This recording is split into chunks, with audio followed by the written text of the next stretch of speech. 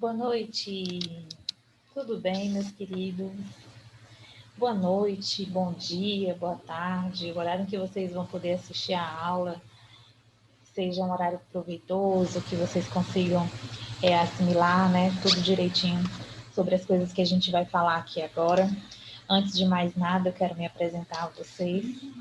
Eu sou a professora Bárbara Cavalcante, sou graduada pela Universidade Federal do Piauí, sou professora sou formada, né, em letras, português, francês, né, e suas respectivas literaturas.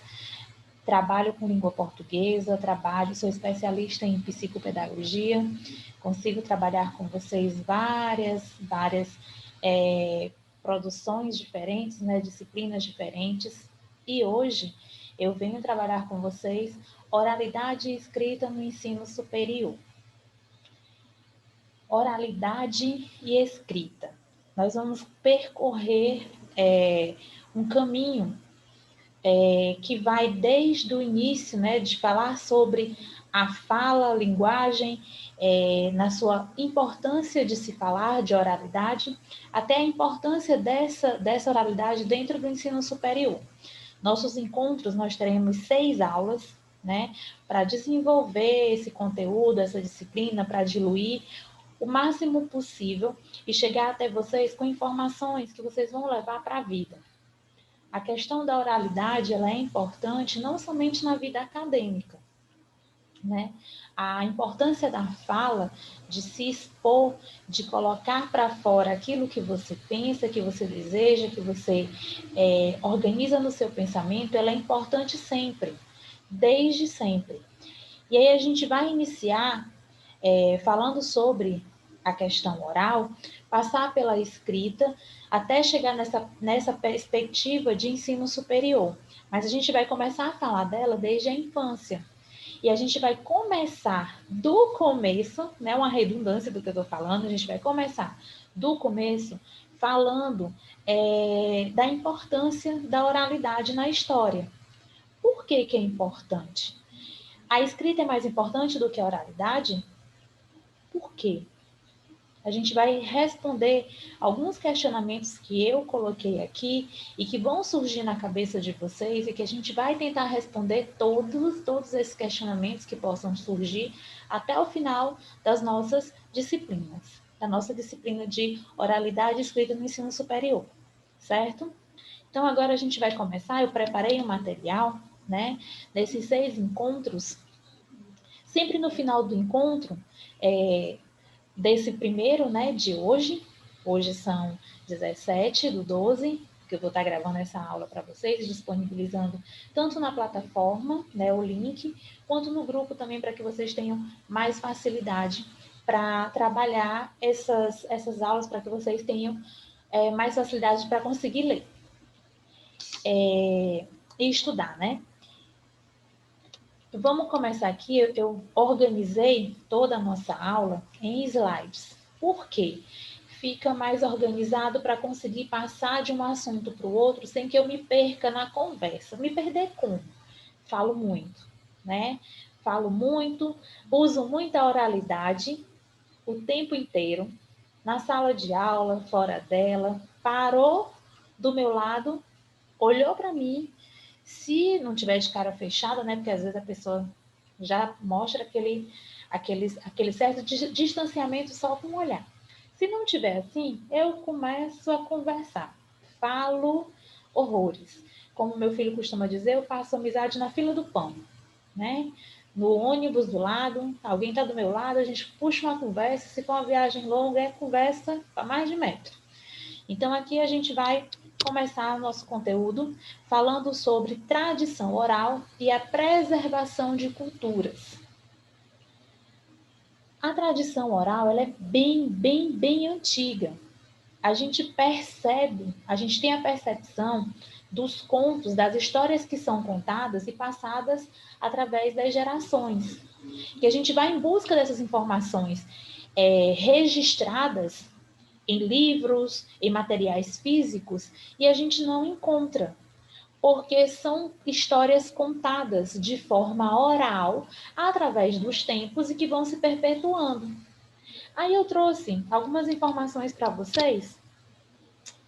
A forma mais antiga de se conhecer histórias é através da oralidade. A história ouvida pela sua avó, cuja sua bisavó contou-lhe e que hoje sua mãe lhe conta. Talvez não tenha nenhum registro escrito. Você não irá até a sua estante pegar um diário e ler em voz alta as histórias de centenas de anos atrás. Mas nem por isso você deixará de conhecer e encantar-se por aqueles mitos, contos, ritos e ensinamentos. Talvez, naquela época, sua bisavó sequer soubesse escrever. Mas não é por isso que lhe faltavam as palavras. E não por isso sua história não era ouvida e repassada por gerações. A verdade é que, para conhecermos uma história, não precisamos da letra escrita, mas sim da palavra falada. Aí a gente vai perceber a importância que a gente deve dar à oralidade. Não podemos separar a oralidade da escrita. Aqui, a gente não vai colocar um termo mais importante do que o outro. Os dois são fundamentais na construção do conhecimento. Muitas pessoas não conseguem se expressar muito bem escrevendo, mas conseguem perfeitamente se expressar falando. Na sala de aula, nós vamos encontrar alunos que têm uma dificuldade imensa de colocar no papel as ideias que eles assimilaram. Você explicou o conteúdo, você passa uma questão, uma atividade escrita, e quando você vai fazer a correção, durante a aula você percebeu que todos estão entendendo o que você está falando. Um mais que os outros, né? Um pouquinho menos. A forma que eles vão receber essas informações, elas são diferenciadas. Mas você percebe, dentro da sala de aula, quem assimilou, quem não assimilou. Aí você explicou um conteúdo, né? Você trouxe lá um conteúdo que todos acharam muito interessante, que todos estavam participando, que todos estavam entendendo. Aí você passa uma atividade escrita, né? Durante as discussões na hora do conteúdo, todo mundo participou. Todo mundo interagiu, todo mundo entendeu, todo mundo levantou a mão, deu um exemplo, acrescentou informações, todo mundo participou. Mas aí você passou aquela atividade escrita. E aí você percebe que alguns alunos não conseguiram se expressar. O seu olhar, a sua avaliação vai ser diferenciada. Mas você vai perceber que oralmente, que na oralidade, ele se desenrolou. Ele se desenvolveu, ele conseguiu transmitir tudo aquilo que ele assimilou, mas quando ele foi para a escrita, ele teve aquela dificuldade. São situações diferentes, um complementa o outro. Um complementa o outro. Aqui, o que é mais importante é se perceber que não há separação e colocar um mais importante do que o outro. Tem situações que a oralidade é mais importante. No seminário. Você vai participar de um seminário, a ideia é que você entendeu aquele assunto e você vai transmitir esse assunto através da sua fala. Há situações em que você vai precisar escrever, que a escrita vai ter que se destacar naquele momento, que vai ser na hora que for cobrada a questão formal da língua. A língua, ela é social. A língua portuguesa é falada no Brasil, em toda uma comunidade. A língua, ela é social. E aí a forma em que eu vou expressar essa língua oralmente ou na escrita é diferenciada em situações diferentes. Mas aqui a gente não vai colocar uma mais importante do que a outra. São situações que se complementam. Maria Joaquina da Silva, ou Dona Fiota, disse isso durante um seminário sobre línguas faladas no Brasil, realizado em Brasília lá em 2006. Dona Fiota, como é conhecida, vive em Tabatinga, uma área quilombola em Minas Gerais. E o discurso em questão foi feito em Gira de Tabatinga, uma língua afro-brasileira que costumava ser falada nas senzalas de fazendas do interior de Minas Gerais. Essa era uma das maneiras que os escravos da região tinham de se comunicar sem que os senhores de engenho pudessem entender. Uma língua falada diante dos seus senhores e uma língua falada somente entre eles. Para quê? Para que eles não conseguissem captar as informações. Aqui, a linguagem era importante, a oralidade, né? Eles conseguirem se comunicar de uma forma própria era importante para que eles não levassem as informações adiante para os seus senhores, mas para que eles preservassem algumas situações que eles não soubessem. A tradição oral tem a função de preservar histórias, de garantir às novas gerações, nesse caso, as indígenas ou afro-brasileiras, o conhecimento de seus antepassados. Para muitos grupos, a oralidade é a única forma de resgatar e preservar sua ancestralidade, de resguardar todo o seu passado, toda a sua história. Isso não está registrado em livros. Em algumas regiões do Maranhão, eu acho que é um pouquinho mais consistente no meu pensamento agora, né? Um exemplo que eu consigo trazer para vocês, existem as regiões quilombolas. E tem muitas pessoas, né? Tem pessoas ainda que são netos de escravos, né? Já bem de idade, mas que conseguem, são lúcidos, que conseguem falar de histórias, de situações que aconteceram lá no passado. Com os avós, com os bisavós que eles tiveram contato, que aí eles vão contar essas histórias de maneira que te deixa encantado. Contos, ritos, tudo que eles faziam na infância, brincadeiras, e isso não está registrado em lugar nenhum. Essas pessoas, quando elas se calam, aí ela guarda com elas essas histórias. Ou ele já conversou tanto sobre isso, ele já transmitiu essas informações tantas vezes através da oralidade, que os seus descendentes conseguem repassar essa história. Aí aqui, nesse momento, a gente vai pontuar a importância da oralidade. Certo? Hoje, mais de 1 milhão de brasileiros não possuem o português como sua língua materna. Em muitas regiões existem os regionalismos ou os dialetos, que são próprios, são características próprias de determinadas regiões.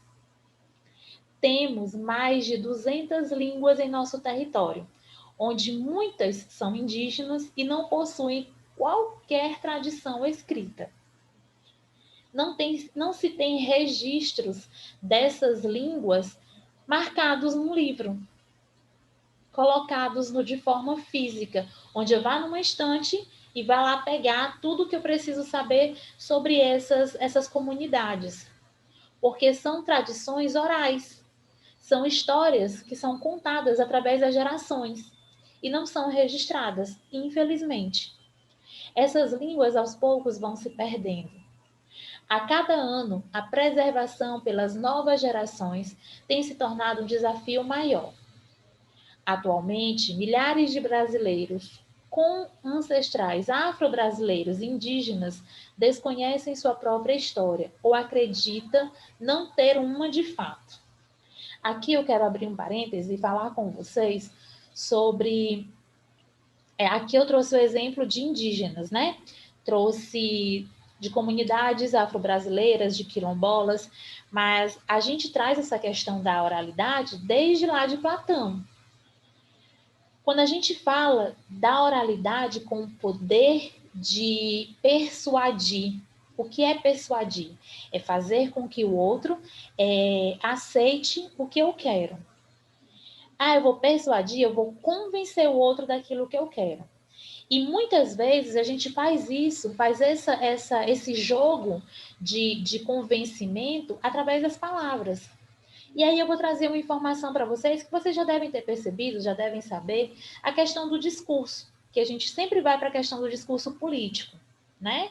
Discurso eu levo para a política, mas o discurso é a interação entre pessoas, os que falam e os que recebem as informações. E aí, quando eu começo essa fala, o que eu estou fazendo agora, oralmente, usando a oralidade, é convencer vocês sobre a importância da oralidade e da escrita no ensino superior.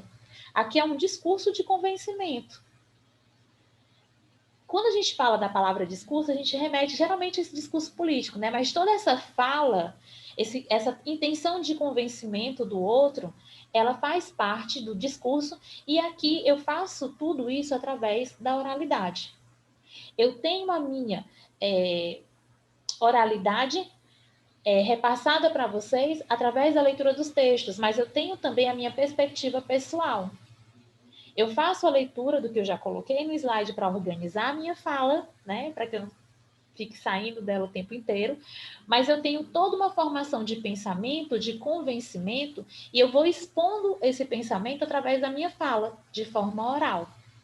E aí esses povos aqui só conseguiram passar essas informações através das suas gerações falando. Não ficou nenhum registro. Olha a importância da oralidade nessa situação. Certo? Beleza. Quando nossas histórias não estão em livros, quando os únicos momentos em que escutamos falar de nossos ancestrais em nossas escolas são quando? Olha aqui, ó. Os europeus chegaram ao Brasil e milhares foram mortos, ou tantos foram escravizados. É compreensível acreditarmos que nós não carregamos uma história para além dos genocídios e sofrimentos. Pensamos que nossos ancestrais não têm nada a nos ensinar. Mas eles têm e já vêm nos ensinando há muito tempo, não apenas para nós, mas para toda uma sociedade. São informações que são enriquecedoras. Como foi formada o Brasil? Como foi formado o Brasil? Nós somos produtos de colônia, né? Nós somos colonizados para a exploração. E aí muitas coisas do que aconteceram, né? Claro, tem os livros de história vão recontando essa história, mas tudo isso foi passado através das gerações. Não caiu do céu essas informações. Alguém que vivenciou, que talvez não soubesse escrever, contou para outra pessoa que pudesse escrever, e assim a gente foi formando a nossa história. A escrita vem depois da oralidade, mas as duas são fatores importantes. O conhecimento e as práticas religiosas, o uso de plantas medicinais, o cultivo do alimento, combate às pragas, as danças, as histórias, a pesca, a caça, tudo isso nos foi passado através da oralidade. Não existem livros que nos expliquem como é a reza que nossa bisavó fazia, ou o poder da planta que ela utilizava, mas nem por isso desconhecemos. Nem por isso deixamos de fazer, de realizar atos, de passar por situações em que a gente já ouviu alguém falar sobre isso. Os chás, a reza. Aqui eu quero abrir um parêntese também e dizer assim, ó, não estou defendendo nenhuma religião, não estou levantando bandeira em relação a nada disso. Eu estou trazendo a questão das benzedeiras, né, das rezadeiras, porque é uma tradição antiga. Eu lembro que quando eu era criança, né, faz um pouquinho de tempo. Quando eu era criança, eu tinha uma vozinha, chamava ela de vozinha, e ela rezava nas crianças. Eu nunca soube que reza era aquela, não tinha escrito em lugar nenhum. Ela já era bem idosa, bem de idade mesmo, mas aí a criança, tá com,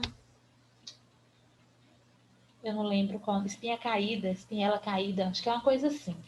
Ou tinha umas febres que não passava, quebrante, essas coisas, levava para ela. As rezas, ela tinha lá para ela. Ela não passou para as filhas, nesse caso, eu não lembro se passou, mas eu acho que não. Não passou para as filhas, mas ela aprendeu com a mãe dela, que já tinha aprendido com a avó dela. Então, são tradições orais. Foram repassadas de uma geração a outra através da fala, da oralidade. Não era escrita, eram pessoas que não tinham nem o domínio da escrita. Não eram pessoas escolarizadas. Mas ainda assim tinha aquela tradição da reza, certo? É só para pontuar, assim, exemplos.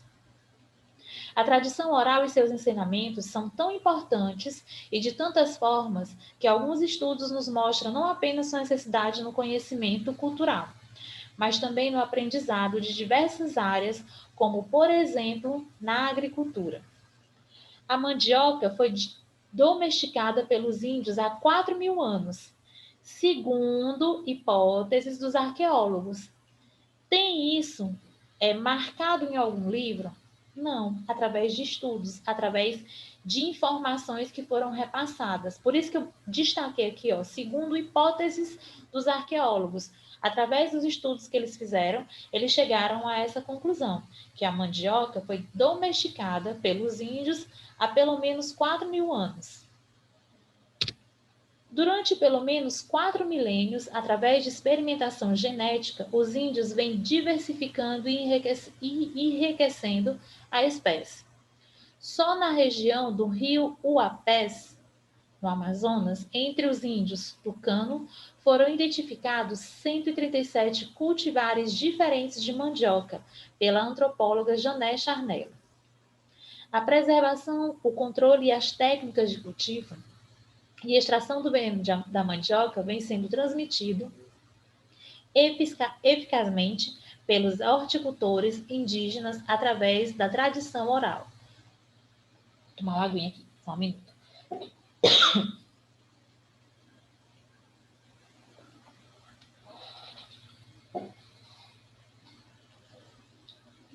Já fiquei vermelha, né? Alguma coisa que enganchou na garganta, gente, desculpa. Quando pensamos nos povos afro-brasileiros, a preservação da tradição oral como forma de ligação com nossa ancestralidade tem papel fundamental. Tendo em vista um país como o Brasil, onde mais de 50% da população é composta por negros, o reconhecimento de nossos ancestrais como um povo com riquezas culturais é necessário. É também uma forma de resistirmos e sobrevivermos. Esse resgate talvez seja o grande segredo para a preservação da memória dos povos. E aqui eu vou trazer uma informação para vocês, quando eu estava organizando, né, a nossa aula, de que nós temos de 4 a 5 mil línguas faladas no mundo. Mas menos de 10% delas têm escrita própria, ou uma literatura ou uma tradição. Todos falam. Todos nós. Quando eu digo assim, ó, todos falam, significa dizer que são pessoas que não têm nenhuma dificuldade, nenhuma deficiência. Quando eu não tenho nenhum empecilho para falar, seja ele congênito, seja ele adquirido. Se eu não tenho nenhum tipo de deficiência, nenhum tipo de impedimento, todos podem falar. Alguns, somente alguns escrevem. E aí a gente vai ver a diferença que se tem entre quando falamos, né, quando temos a questão oral sendo colocada em prática e a questão da escrita. A fala, a oralidade, ela é inata. Por que que ela é inata? Ela é inata porque ela nasce com a pessoa. O desenvolvimento dessa oralidade, ela antecede todo e qualquer conhecimento que eu vá adquirir. O que eu quero dizer com isso? A criança nasceu, tem o teste da orelhinha, né, do ouvidinho. Não tem nenhum tipo de deficiência, tá tudo ok. Através da escuta, a criança já começa a desenvolver a fala, a oralidade. Ela chega à escola já com essa capacidade desenvolvida. Ela chega à escola com a capacidade desenvolvida da oralidade, do pedir, do querer, do aceitar, do não aceitar, do que vai ser dito. E através da escola, ou às vezes tem educação também em casa, né? Já começa em casa muito cedo a estimular a escrita, né? Os rabiscos, e a criança já vai adquirindo isso. Mas percebemos, nós já temos a dimensão de que a oralidade, ela precede, ela vem antes da escrita. Através dessa oralidade, a gente organiza um pensamento e vai para a escrita. E aí a gente vem aqui, ó. Mesmo as pessoas que são mais letradas, que são pessoas que têm contatos com os gêneros, que reconhecem gêneros, que se utilizam dos gêneros no seu dia a dia. Mesmo essas pessoas que são as mais letradas, só 10% escrevem. Digamos que nós temos 90% de pessoas que são letradas, que frequentam a escola, que conhecem os gêneros, que conseguem se familiarizar com esses gêneros, que leem, né? decodificam com uma certa proeza, né? Porque a gente tem a questão de conseguir decifrar, decodificar, mas não compreender. Nesse caso, a gente está falando dos letrados que conseguem compreender o código, né? A língua. Mas dessa quantidade de pessoas, 90% dos que são letrados, só 10% escrevem. Isso quer dizer que elas não se comunicam? Se comunicam através da oralidade. Quando conhecemos a história de nossos ancestrais, conseguimos sentir orgulho de nossa trajetória, orgulho de todas as lutas que traçamos para chegarmos aqui. E com esse orgulho e conhecimento, nos tornamos agentes da memória. Nos tornamos responsáveis por não deixar que esse conhecimento morra. Somos responsáveis por transmiti-lo e mantê-lo vivo, mesmo que através da oralidade, mesmo que através da fala. A tradição oral não se apresenta somente em formato de contos e mitos. Canções e rezas também fazem parte da preservação histórica de povos indígenas e afro-brasileiros. O conhecimento de vida e da natureza dessas pessoas não só auxiliam os que lhe procuram com dores físicas, mas também psicologicamente. E essa cura deve ser valorizada. A cura pela palavra e pela fé. A cura milenar, que é repassada através das gerações e que dificilmente nós vamos encontrá-las registradas em algum livro. Nesse cenário, é incontestável o poder da palavra. É através da oralidade que povos constroem sua cultura. É através da palavra que o indivíduo se torna capaz de construir sua identidade cultural. E aí a gente começa a ver a importância de se expor. Muitas vezes nós vamos encontrar cursos de oratória. Quando eu estava fazendo a minha graduação, né, que a gente começa mesmo assistindo as aulas para depois, assim como vocês, para depois entrar nos estágios, né? Mas muitos eu sei que já está em sala de aula. Eu não sei se passaram pelo mesmo que eu quando eu fui estagiar pela primeira vez. Entrar numa sala de aula, me deparar com turmas de 40 alunos. E aí vocês não estão me vendo, mas eu sou pequenininha. Tenho 1,5 m. E aí eu entrava em turmas que os alunos eram maiores do que eu. E eu tinha que entrar falando alto. Eu tenho essa voz assim, toda vez que eu mando áudio, né? E vocês já devem ter escutado minha voz no grupo. Quando eu mando áudio, é uma voz de criança. Eu sempre escuto o áudio que eu mando porque é uma voz de criança. Mas eu entrava na sala e a voz não saía. Principalmente no início, a voz teimava em não sair. E aí eu via muitas informações nos murais da universidade, eu via muitas informações de cursos de oratória. E eu vou fazer isso, porque eu não consigo explanar, colocar o meu pensamento para fora. O nervosismo toma conta. Isso acontecia demais. Até hoje, quando eu vou entrar numa turma nova, né, em um novo ambiente de trabalho, sempre tem aquele friozinho na barriga. Mas o nervosismo não tira mais a minha voz. Todo o conhecimento, claro, eu tenho o pincel, eu tenho esses slides que eu monto para vocês, mas eu não vou só colocar os slides para que vocês façam a leitura sozinhos. Eu vou, através da fala, através da oralidade, tentar diluir esse conteúdo. E eu faço isso através da oralidade. Me utilizo da escrita? Sim, o tempo inteiro. Mas me utilizo muito mais da minha fala. Vou falando, vou repetindo, porque a gente vai perceber que nós temos estratégias de fala. Eu falo com as mãos, eu falo com os olhos, eu falo com a minha fisionomia, né, com a face, eu falo com o jeito corporal, que na escrita eu não consigo expressar. Nós vamos percorrer um caminho para mostrar para vocês sempre da importância dos dois, tanto da oralidade quanto da escrita. Aqui eu trouxe essas informações sobre o passar de cultura através das gerações com a oralidade.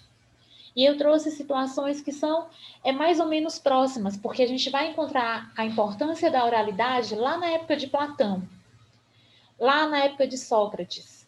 Aí a gente vai ter que falar sobre outros conteúdos, como filosofia, psicologia, mas o importante é a oralidade se faz presente o tempo inteiro em nossa vida.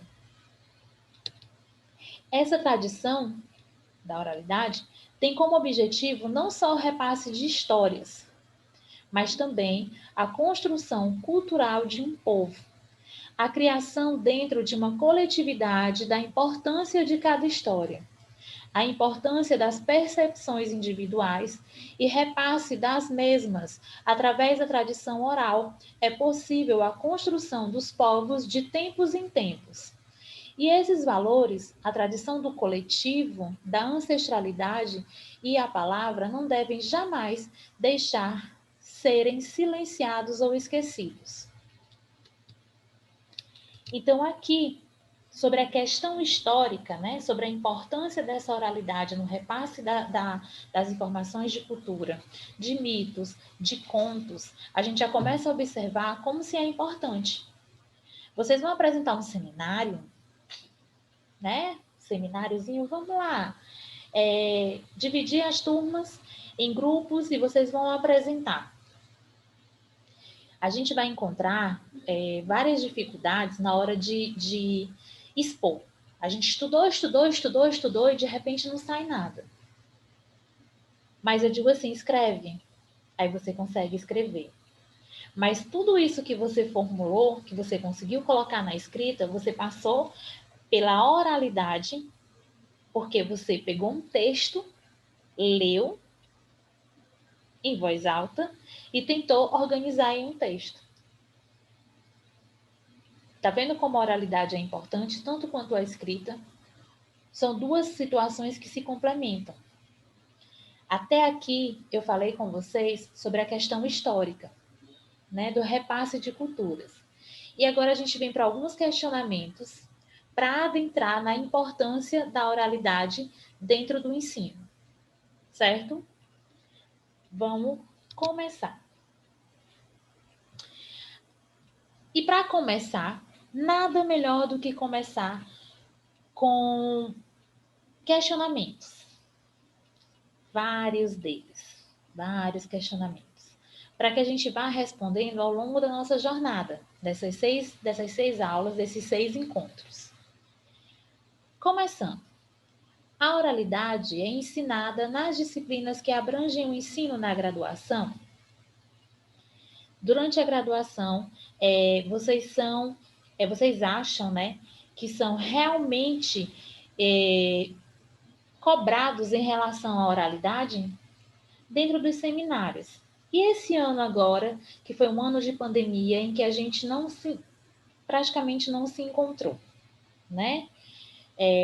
Desde março, que nós estamos nos encontrando virtualmente. E aí a gente já percebe essa dificuldade na participação, a dificuldade na fala, né? Da fala, na participação. As câmeras estão desligadas, os áudios, por sua vez, também. São poucas as turmas em que a gente entra que a gente consegue essa troca, né? Que eu sinto muita falta dessa troca de contato mesmo, contato físico. E aí eu pergunto, durante a graduação, a oralidade ela é ensinada? De que maneira ela é ensinada? Vocês são chamados a colocar para fora todo esse pensamento de vocês através da fala? Vocês o fazem quando são solicitados? Qual é a real importância de se ensinar a oralidade nessas disciplinas para as diversas áreas do conhecimento? Você vai passando pela formação para ser professor. Quantas disciplinas foram colocadas à disposição de vocês para desenvolver a oralidade? Como ensinar a oralidade de modo que se transformem alunos em cidadãos críticos, que saibam se expressar oralmente, trazendo benefício às situações cotidianas nas quais estão inseridos. Que benefícios são esses, frutos do ensino da oralidade nos cursos superiores? Tudo isso daqui eu pretendo responder para vocês. Ou, se não conseguir responder, debater com vocês. Professora, mas a gente nem está debatendo porque o grupo está aberto para tudo. Se vocês não quiserem falar no grupo, podem falar comigo no privado, eu posso até não responder, eu sempre falo isso para vocês. Me mandam mensagem, às vezes eu não vejo imediatamente, e às vezes ainda acontece de mandarem as mensagens, e eu participo de tantos grupos de alunos, né? Das escolas, da faculdade, de família, e aparecem tantas informações, essa conversa fica embaixo, mas eu costumo dar uma olhada em tudo e tentar responder. Então, surgiu uma dúvida, um questionamento, vamos conversar, manda um áudio, pergunta, certo? Eu gosto muito das aulas que são online para a gente poder interagir um pouquinho, mas como não está sendo possível, a gente vai tentando fazer assim, mas a gente vai debater e tentar responder todos esses questionamentos a vocês, tá certo? Ora, se está aceito que todo o comportamento numa situação interacional, de interação, de troca de informações, um que fala, o outro que escuta, que depois responde, tem valor de mensagem, porque tem uma informação sendo repassada, isto é comunicação. Segue-se que por muito que o indivíduo se esforce, é-lhe impossível não comunicar. O que ele está dizendo basicamente aqui é que se eu tenho uma situação de interação, que é o que a gente está fazendo agora, nesse momento eu estou interagindo com a tela do computador. Mas a partir do momento que vocês recebem essas informações, que vocês pensam sobre isso, em que eu repito essa fala várias vezes, em que vocês voltam, pausam a aula, voltam para escutar novamente, há um momento em que vai haver uma comunicação. Algo do que eu falei vai ficar, de certa maneira, no subconsciente de vocês, no entendimento de vocês. Certo? Os professores de diversas áreas reconhecem que os alunos, os quais compreendem o que leem e se comunicam oralmente com sucesso, se saem bem nas avaliações pertencentes à sua graduação e também assumem bons cargos em suas respectivas áreas de trabalho. Os quais compreendem aquilo que leem e se comunicam oralmente com sucesso. Estes se saem bem nas avaliações pertencentes à graduação. O que isso quer dizer? Aí aqui a gente traz um pouquinho de conhecimento sobre letramento, não é isso? Que é o contato com o gênero e com a compreensão desse gênero e, posteriormente, a usar a oralidade com sucesso para mostrar o seu conhecimento. Em todas as áreas, independente da área escolhida para a atuação, a gente precisa trabalhar essa questão da oralidade. Nós, principalmente, né, professores, que vamos trabalhar com pessoas, com a palavra. Mas todo e qualquer ser humano, em qualquer situação, ele vai se deparar com uma situação em que ele precisa se expressar, se explicar, pedir desculpas, convencer a outra pessoa, conversar com alguém, se colocar educadamente numa postura em que ele precisa interagir com o outro. Então, toda e qualquer situação será importante. Pensem assim, até numa confusão, uma briga de trânsito, por exemplo. Bateu, né, no carro de outra pessoa, sem querer, você desce, a maneira em que você vai se expressar para pedir desculpas, para tentar resolver a situação, vai influenciar no resultado. Se você desce na grosseria, se você não sabe expressar e vai direto para a agressividade, você não resolve. Se você não consegue falar nada, se você só chora, você também não resolve. Então, o poder da conversa, da oralidade para convencer o outro, para fazer a interação, ela é muito importante. Mesmo que não seja somente a questão da atuação em sala de aula no ensino superior. Certo? Pagou confirma esta afirmação. A comunicação oral faz parte do cotidiano de profissionais que atuam em diferentes áreas. Atualmente, coordenar equipes, apresentar projetos, participar de encontros, reuniões, conferências, seminários são atividades que exigem dedicação e aperfeiçoamento de habilidades de comunicação oral, visto que são também um modo eficaz para atuar com maior competência no mercado de trabalho. Profissionais que atuam em diversas áreas, e aí eu abro mais um pouquinho, em toda e qualquer situação, numa conversa em casa, numa reunião de família, na conversa com o seu filho, na conversa com o seu marido, na conversa com um amigo, a oralidade faz toda a diferença.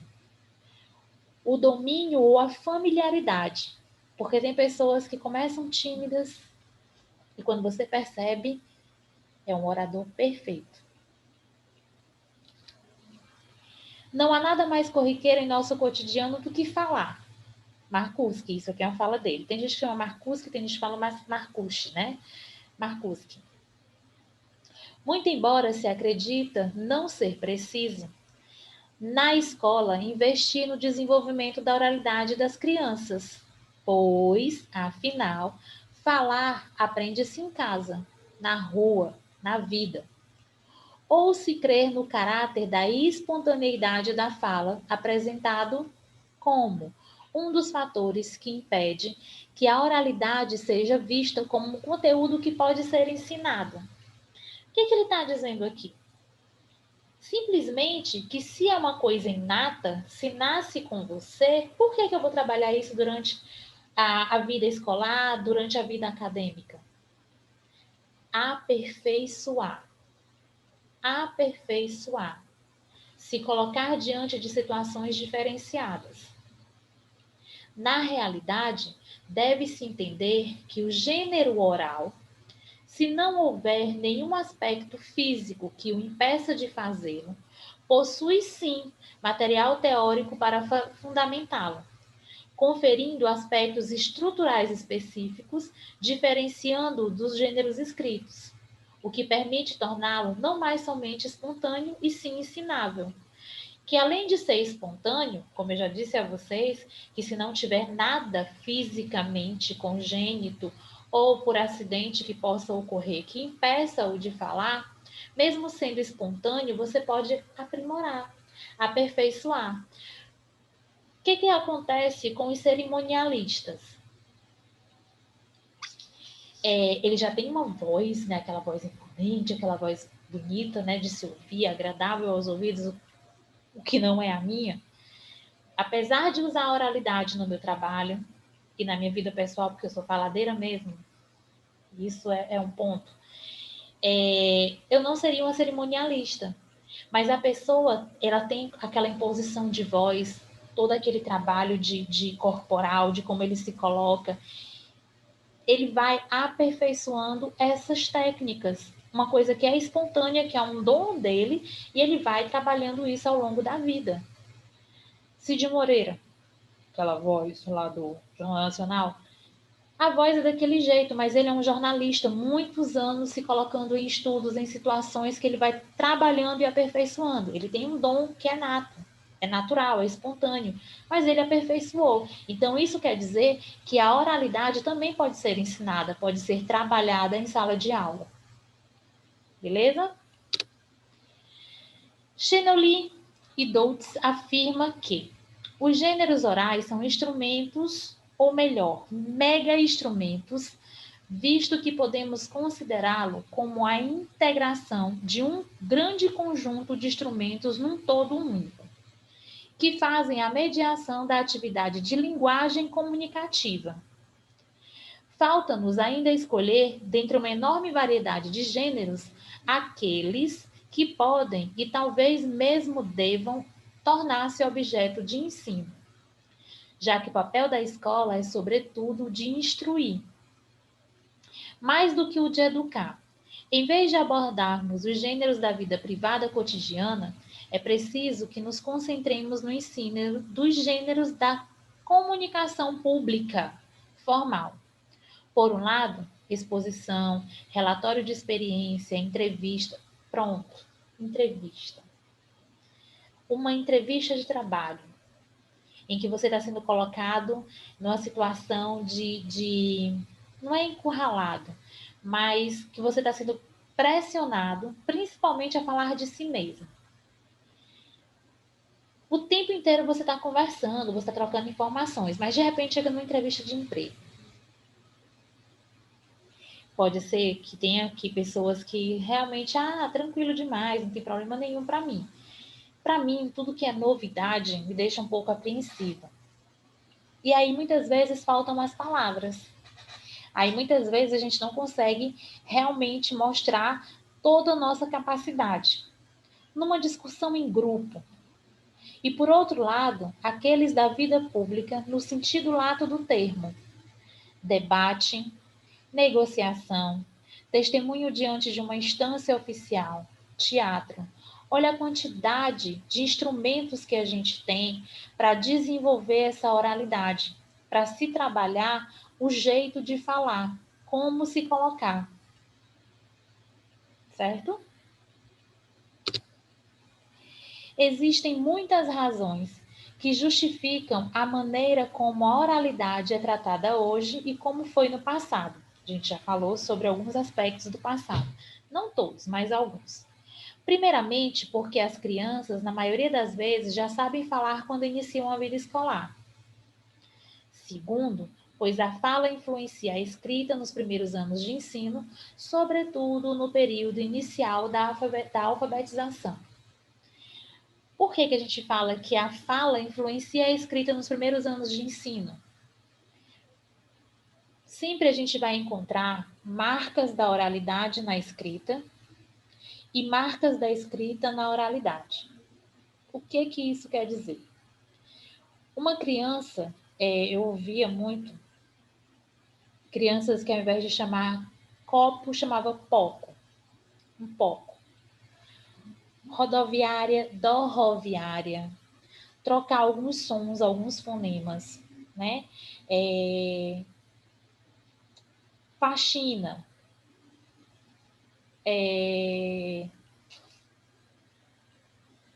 Fátima, Chapita, já ouvi muito assim. Alguns fonemas que são trocados na hora da fala e que quando a gente vai escrever, a gente faz a troca. Ou algumas palavras que a gente tem o costume de falar de um jeito, né? Informalmente, nas nossas conversas do dia a dia, acaba que entra na escrita. Porque se eu falo assim e eu desconheço uma outra forma de falar, isso vai influenciar na minha forma de escrever também. Então, a escrita interfere na fala e a fala interfere na escrita. Aqui, a fala influencia a escrita nos primeiros anos de ensino, sobretudo no período inicial da alfabetização, justamente por fazer essas trocas de sons, de fonemas, que eu acabo escrevendo da mesma forma que eu falo. Certo? As crianças. E muitas pessoas também, que têm as dislexias, as disgrafias, algumas coisas a gente pode fazer a troca. Mas lembrando que em muitas situações, às vezes a gente tem a pronúncia de uma palavra que a gente pronuncia e que a gente imagina que seja escrito assim, e isso vai para a escrita, né? A gente fala e tem um som na nossa cabeça, e esse som é escrito com fonemas, com letras parecidas e acaba aparecendo na nossa escrita. Beleza? Em terceiro lugar, pois a fala tem a sua própria forma de organização, desenvolvimento e transmissão de informação. E isso a faz se tornar um fenômeno específico. Historicamente, a fala tem prioridade sobre a escrita e possui universalidade indiscutível como forma de comunicação e comportamento social. Prioridade porque antes de surgir a escrita, existia a fala, a oralidade. Quando a gente pensa no que tem escrito em documentos, a gente tem uma data, né? A gente pensa assim, a partir de ano tal, nós temos registros escritos. Antes disso, não temos os registros escritos, mas nós temos a passagem de informações através da fala. Deixa eu olhar aqui. Tá acabando esse nosso periodinho, desses 40 minutinhos. Eu vou dar um intervalozinho só para converter a aula e a gente dá continuidade a partir daqui, certo? Vai encerrar agora e a gente volta daqui a pouquinho com a segunda aula. Até daqui a pouco.